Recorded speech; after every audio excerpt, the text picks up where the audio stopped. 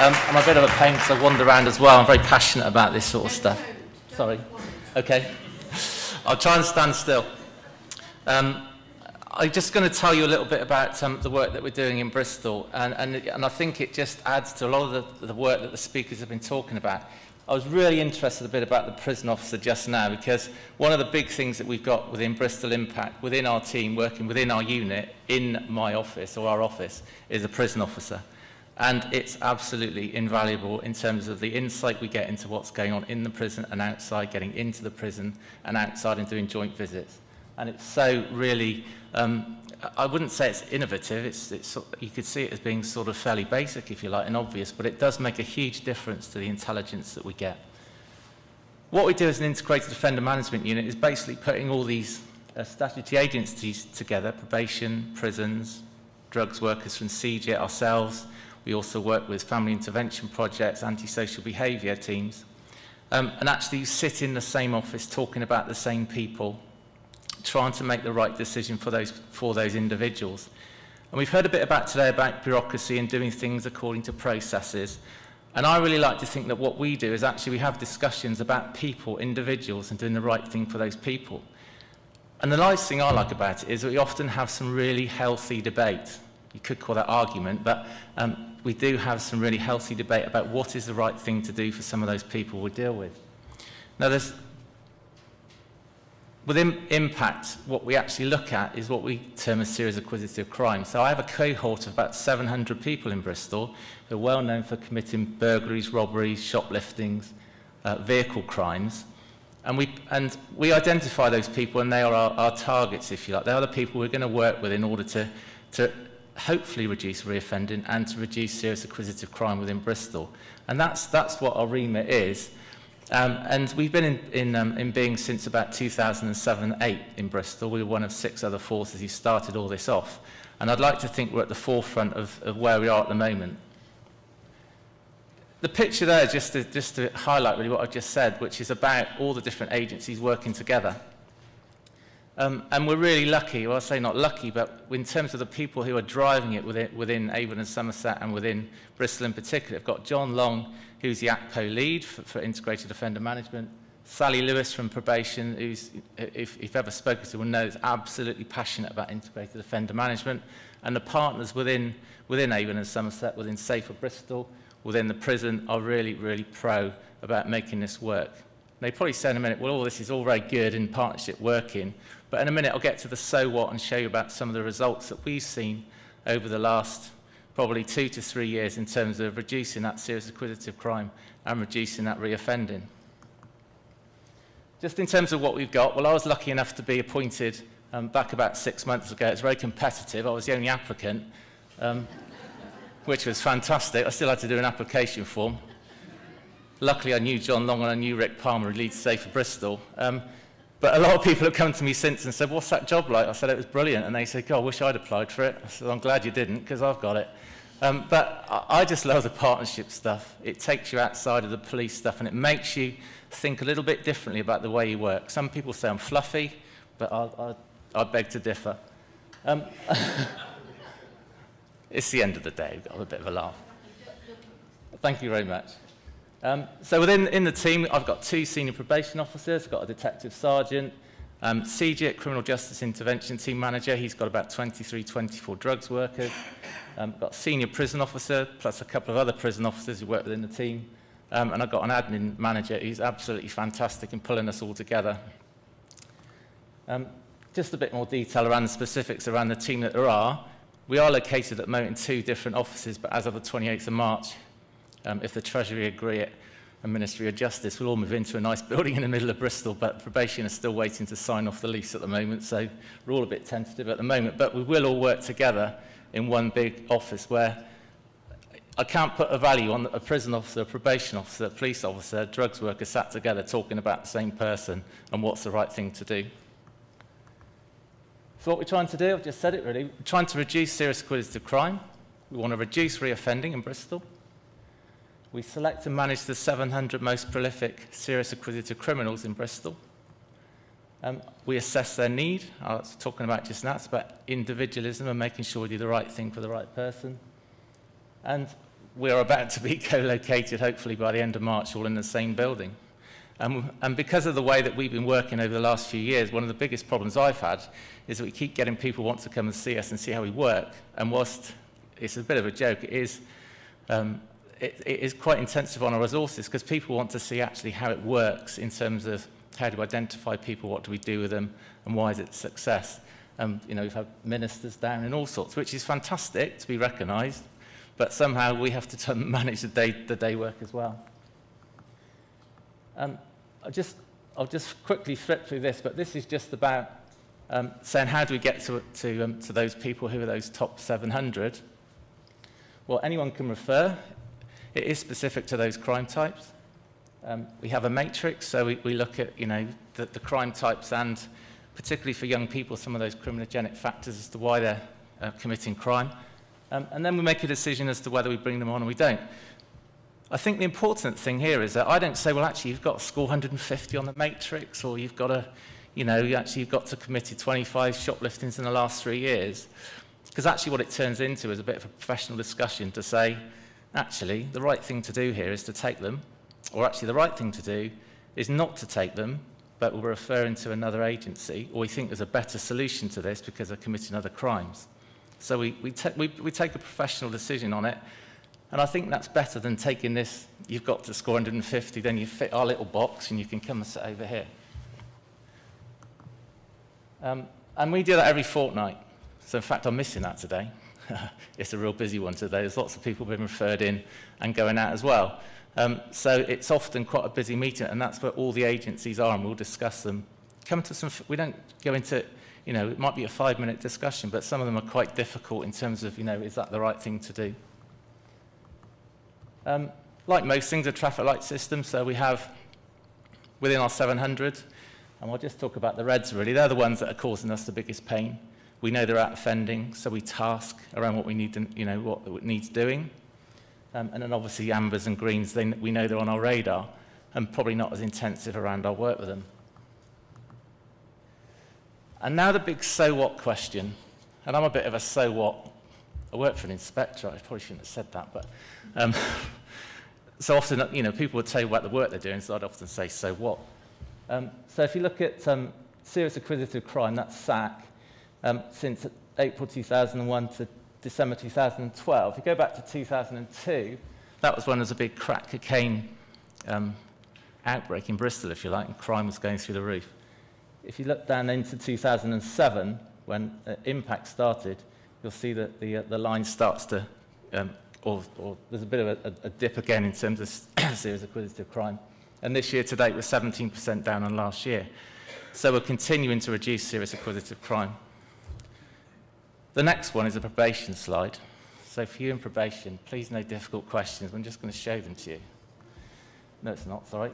This is just comparing us with core cities around our serious acquisitive crime and our reduction. So he sees us in Bristol reducing just under 20%. So the next one is probation. This talks about reoffending, and it talks about frequency. And I know there's a binary measure, and I don't think there's probably time for that debate here.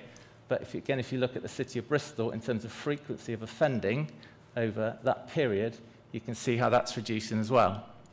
Now, these are just two examples of how we're making an impact on it. Yes, the binary figure would look different, but particularly from Avon and Somerset's perspective, we take a lot of credence in the frequency, because I think it's already been alluded to today. There's something about, you know, if you can reduce people's offending, you can't necessarily always get them to stop, bang, stop, and we could probably have that debate forever and a day. So we see this as an important measure in terms of how we make an impact. So what's next for us? Well, I think I said at the start that, you know, it was great when I started this job. I came into something which was succeeding and doing well, and so my challenge was, well, how do I actually continue this? You know, what's next on the radar? Where do we go to continue that reduction? So those are the challenges for me. And we're back to set a team up, and it's called IRIS. And it's focusing on a different cohort, and that's the MAPA offenders, violent offenders, domestic abuse. And that will be, we're looking to roll that out in May. It'll be a similar methodology to what we do at the moment, but it's another arm in terms of trying to reduce crime. And the final thing I would say is that there's no extra money for this. This has been done from existing resources in the different agencies. So it's about you know, making things work in a better way. And I think it just goes to reaffirm some of the things that have already been said today about, you know, changing the way things are with current resources. And that's it. Hopefully I've done it within my time. Very much indeed, Steve.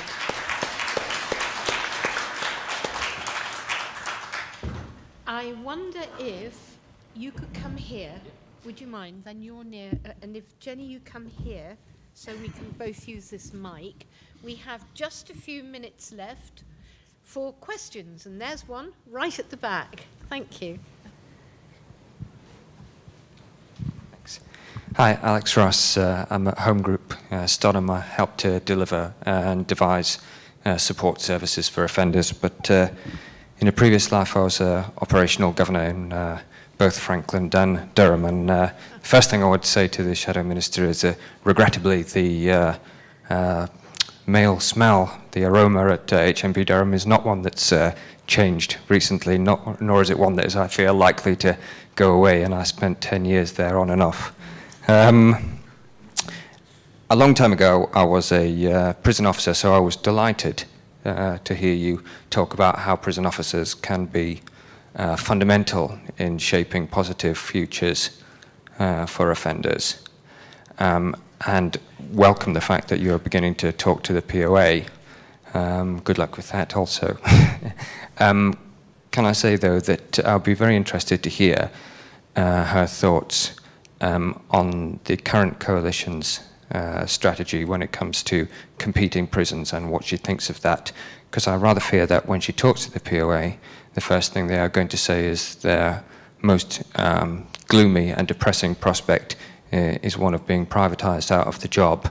Now, I'm making no comment on that whatsoever, but I think that that is what the officers will say to you, and therefore that leads me to ask you what you think about the current strategy for competing prisons. Well, thank you for that, and it's great to meet a fellow Northeasterner. I'm going to Durham on Thursday, so I'll let you know about the aroma situation. But I'll be very disappointed, actually, if it hasn't improved, because every other prison that I've visited has. So I think that will be an interesting discussion. Yeah, I mean, I've met the POA sort of formally and informally several times already. In the first 45 minutes is spent debating privatisation, the morality thereof in the prison service. And I think, you know, we are where we are. Private prisons are not going to go away. They are, from what I can see, some of them are doing some rather good work. And I think that the POA really needs to start to address some of the things that are actually in its members' interests, which are around how we make it work even better. And, you know, there are going to be, by the time the next general election comes, there will be more private prisons than there are now. And that is just a fact. And I don't have any kind of high-held principled views about that. That's just where we are. And, you know, we're going to have a mixed economy. So let's make the mixed economy work. And I need the POA to be partners in that. You know, it's no good to me if they're not prepared to engage with that. And I think, you know, it's a challenge, you're right. But I think that they will have to, you know, come to engage with that much, much better in the future for their own members' interests. Thank you, Jenny. Any more questions? Everybody wants to go home. There's the lady at the back. I'm from HMP Northumberland, so we don't have a smell. It's a lot of fresh air up there. I'm interested in your view, in the your party's longer-term views, and whether you will continue with payment by results and privatisation, or do you foresee any longer-term reversal? On privatisation, I think, you know, Labour didn't stop privatising while it was in power, so it would be rather odd to say we've now discovered a kind of deeply held view against it. So I think it will continue. And payment by results, you know, Labour initiated that. So, you know, we want payment by results, but we want it to work properly. and we don't want it to force providers out. You know, we want Peterborough to be a success. And one of the things that I feel quite strongly is that there is a habit in public life of starting some kind of initiative or new enterprise and then commissioning a bit of an evaluation, maybe 6 months, a year in, and then either rolling it out dead fast across the whole country or scrapping it before it's had a chance to be proven or not. And, you know, we need to give this the full 3 years. We're at the beginning of year 2. I think we've got a long way to go, and we've got to learn from it and not expect it to be a roaring success after 1 year. You know, they'll be learning as they go. Things will be improving. I look at Sure Start. You know, we didn't get Sure Start right for the first few years, but towards the end we were getting it right. And then that gets scrapped. You know, I think we need to be a bit more patient about things. So, yes, I think we are committed to payment by results, but we want it to work properly. Thank you. This is a question for the Chief Inspector. I'm Ingrid Shetram, Sevenoaks District Council. How do you work with third sectors to support your integrated offender management work? That's the first part of my question. And the second part is, with the upcoming elections of police crime commissioners, how do you see their role fitting in with the work that you do? In terms of the third sector, we were, some of you might have seen this, there was a programme on dispatches going back to June last year. And as a result of that, we had numerous inquiries from the third sector saying, we can work with you, we can work with you. And so, in effect, it did a lot of work for us because we established a lot of links with the third sector, and we do and through those links, we've started to use that third sector as pathways around education, drugs, etc. So we do. My phone, my email is often from people saying, "Can we come and work with you? We know you're successful." So it saves me a job. I don't have to go and look for it. To be honest, I've had another one recently from Western College, and you know, I suppose because we're successful to a degree, it comes and falls on my lap, which is really helpful. And the more of that, the better. And I'm more than happy to do that. Around the PCC. Very interesting conversations today. We had a meeting last week we have 5 local authorities in the police area, Bristol and then the outside, Somerset, North Somerset, etc. And we were trying to sort of come to a common agreement around what our priorities would be. I was sat there, I was very pleased to know that impact was at the top. So in terms of getting that message to PCCs and us and the local authorities and partners saying, actually, we think that the priorities ought to be, we can't, you know, they might turn around and say, actually, it's speeding and wherever, but actually the message that they are going to get from all the areas across Avon and Somerset will be, actually, you know, impact works, and we think you need to continue to invest in it. So I shall continue to bang that drum and support the authorities in doing it. I'm very lucky, I know that, because, you know, we've got things that work, and the support from the top, from, you know, ACPO, IOM leads, probation, other agencies, it's not always the same in other areas. Okay. A gentleman in the middle. Could you put your hand up, please, so she can see where she's coming? And this will probably be the last question. My name is Mike Locke, Assistant Chief Executive from Lancashire Probation Trust, and it's a question for you, Jenny. Crispin Blunt earlier today talked about the need to make community sentences yet tougher. Would you agree with that? Well, yes, I think so, in a sense. But I've, you know, spent a bit of time out with probationers, probation officers and supervisors on community sentences, and you know, there are some examples that I've seen where they are pretty tough, actually, and pretty effective. I was in Leicester about 2 or 3 weeks ago and was out with some offenders who were clearing scrubland, and you know, the community had requested that be done, and they could see that it was being done. They knew who was doing it, and I think that's quite a good way of managing community sentences, where there's some sort of direct link with the community. So I think is why the review of probation is being held up, because they just can't make their mind up how to deliver tough community sentences, and they want to do it dead cheap. So, you know, I think if you work in probation, you know that sometimes these sentences are not as tough as they should be, and you know, but that doesn't mean to say that that's always the case. There's some really good practice out there, and there's some good creative work going on. So I think, you know, I kind of know where Crispin's coming from, but I think I think they kind of paint the whole situation the same, and it isn't.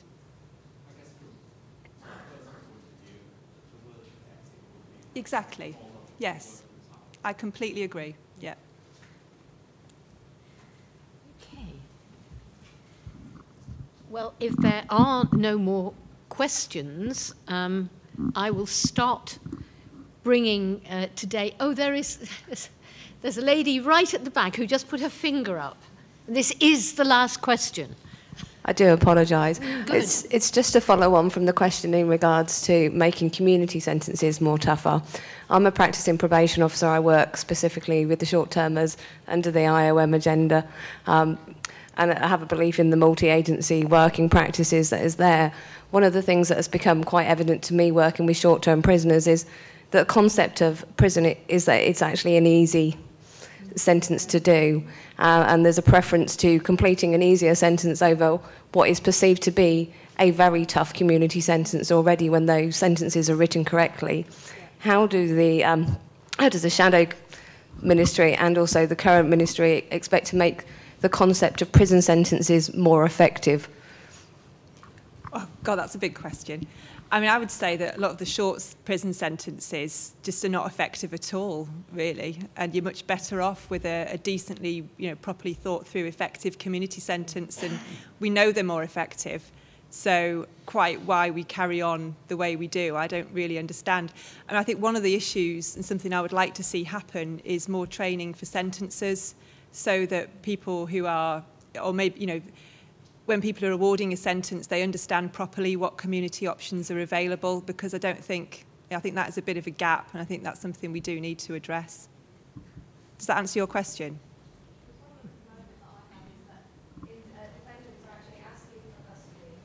Yes. Yeah, no, I know. Well, that tells you something, doesn't it? Yes. Thank you very much.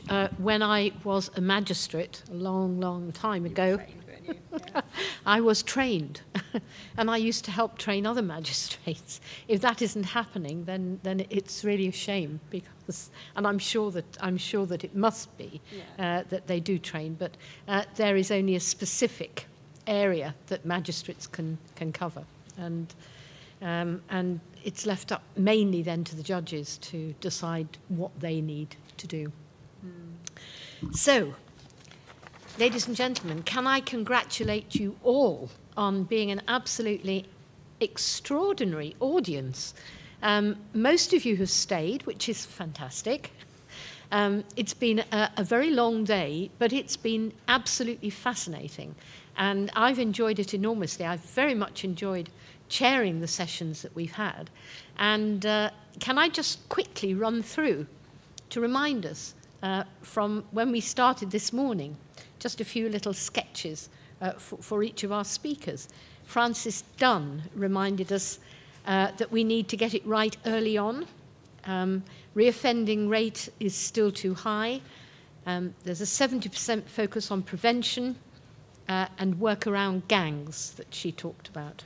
Helen Judge talked about the role of the probation services in the reduction of crime, but it can only be done with partnership working.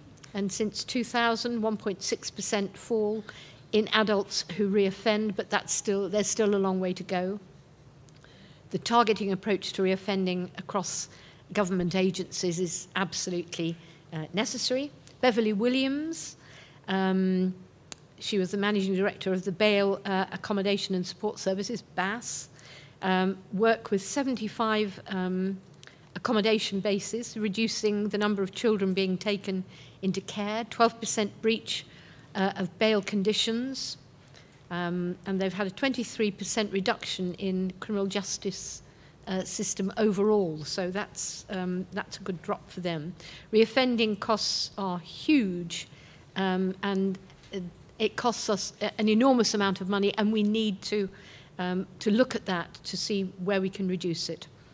But significantly, 91% of the people who came under BASS moved on from secure accommodation. And she also talked about payment by results. David Owen, Lincolnshire Police and G4S partnership. talked about the need to save £20 million, talked about innovation for procurement, and the new police station and cells that he was going to put in Lincolnshire. 10 other forces were joining in and must understand how partnership relationships work. I thought that was a very important sentence, certainly for the private sector, if they don't mind my saying so. And talked to the possibility of using GPS tracking of curfews, which they are now doing in America. We had the minister who gave the keynote speech, Crispin Blunt, about the need to change the criminal justice system, getting the delivery right, and reminded us of our international reputation in the CJS, both in the public and private sectors.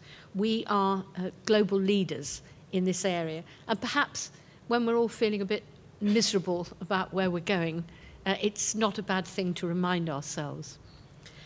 He also reminded us of the victims of crime and that we must do more to support them.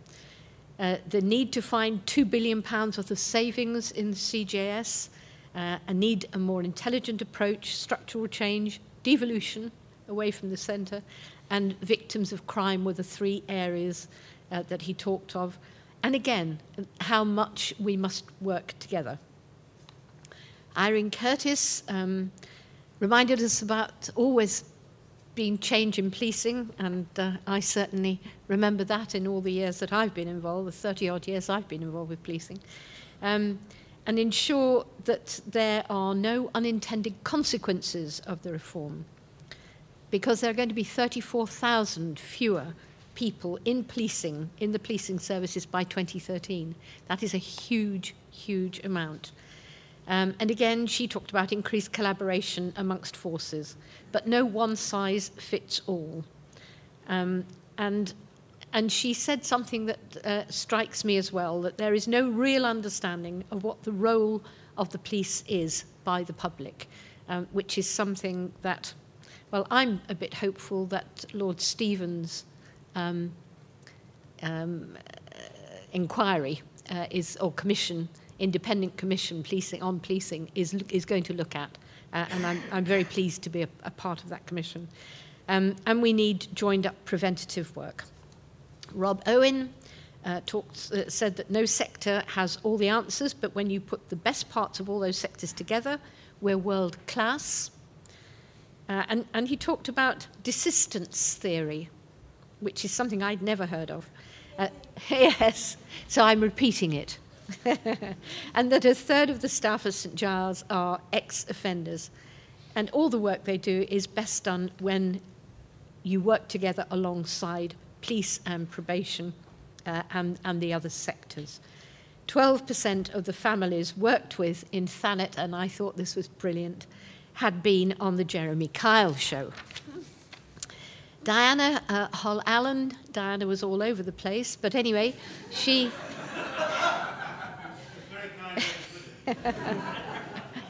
I've known Diana for a long time.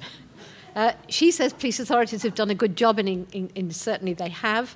And she reminded us that HMIC said that police authorities have delivered, and they've delivered £1.5 billion in efficiency improvements. So when ministers and other people say that police authorities have been a failure, I'm here to tell you they haven't been. They've been a huge success, and their demise is something I feel very deeply. There's a 57% satisfaction with the police and police authorities in dealing with crime. And she reminded us, when we have the new PCCs, that at the moment, police authorities have a third of women on them and 10% from BME communities.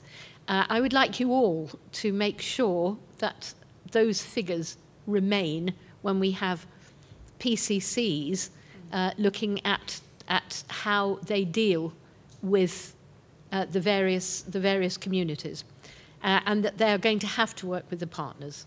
Jenny, of course, got her prisons mixed up and talked about the smells and how well I remember them, and I'm delighted to hear they've gone, apart from at Durham, which is a shame. And the importance of taking note of victims' concerns and needs, and their need to see punishment is a first step to rehabilitation. I hope I've got that right, Jenny. And the failure to rehabilitate lets everyone down. Early intervention, preventing crime, absolutely essential.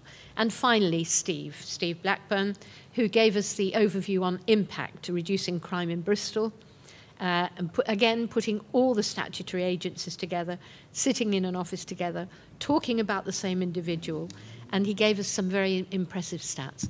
I think you'll agree, we have had world-class people to come and talk to us today. And I hope you've gone away feeling that you've had answers to some of those questions. So could I thank you? Could I thank our sponsors, particularly, who have enabled such a successful and large conference to take place. We couldn't do it without their help and support. So I thank them, and I hope that you visited them and had discussions with them. And can I also thank Government Knowledge and all the staff of Government Knowledge who have put this together for you in order that we could discuss today all the things within the criminal justice system that you wanted to discuss. May I wish you all very safe home, and thank you for coming.